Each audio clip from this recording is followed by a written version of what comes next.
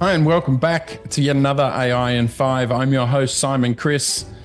Joining me today is Michael Milford. Michael's the director of the Centre for Robotics at the Queensland University of Technology. And we're going to be talking about the latest developments in autonomous vehicles.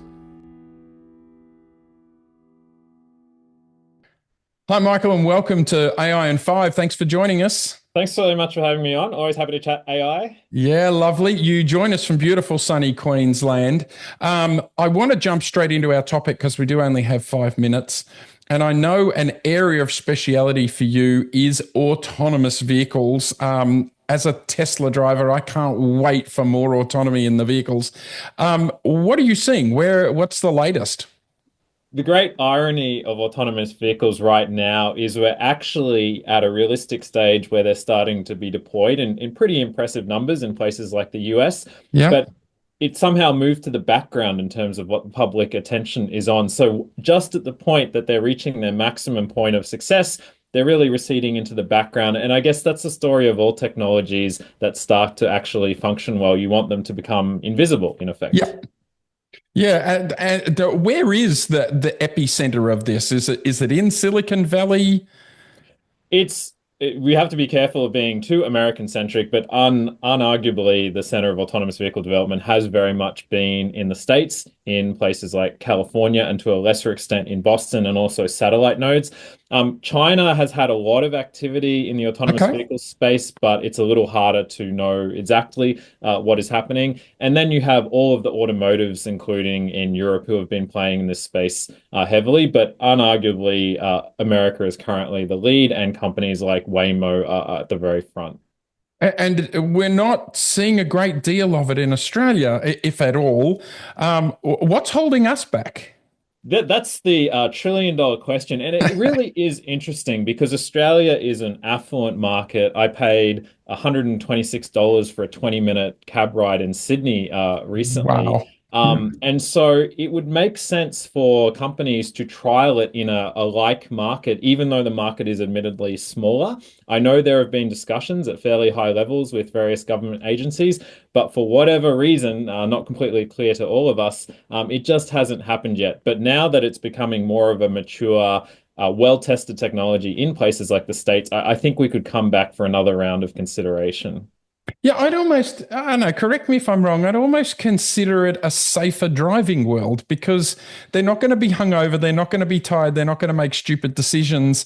They're going to get out of the way of ambulances and police vehicles and things like that. And other than a mechanical fault leading to a crash, like a tire bursts or something, am I off kilt or?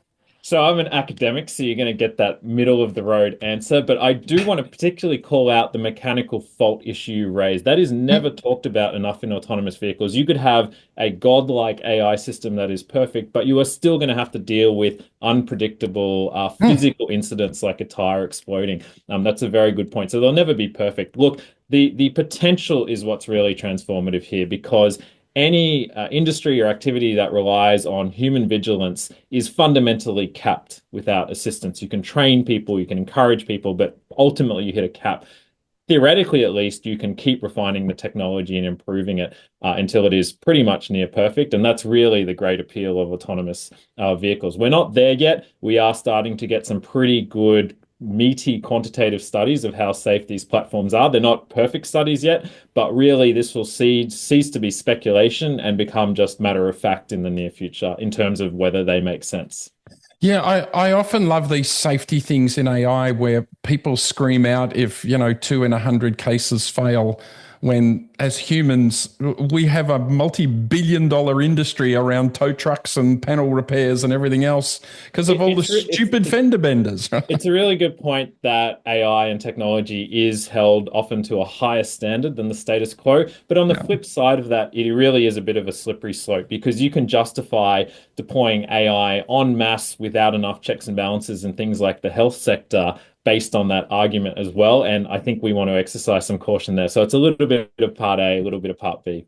Yeah, look, we're almost at the time. I'd love to know what's the sexiest kind of application you've seen for any kind of autonomous vehicle? What's really cool? For us boring old people, it's being able to get in one of these on the way home from the pub or nap on the way to work. That's my dream list. Yeah, yeah. I think just sitting in one of these things, for a 1 hour drive, working on my laptop, I'm not losing that time. Is a great thing. Look, we're right at time, and we could talk about this for hours. I ask everybody the same question. I'm going to throw it at you. If an organization is just starting its AI journey, be that robotic or just traditional AI, what's the one thing they should be thinking about or focused on as they start? They should get their information from a diverse set of sources, the futurists, the academics, government regulators, and big tech. Get it from all of those sources and then make your own mind up. Yeah, that gets around the marketing hype, that's for sure. Michael, thank you for being on AI and Five. This has been great. This was a lot of fun. Only 5 minutes. Thanks so much for having me on.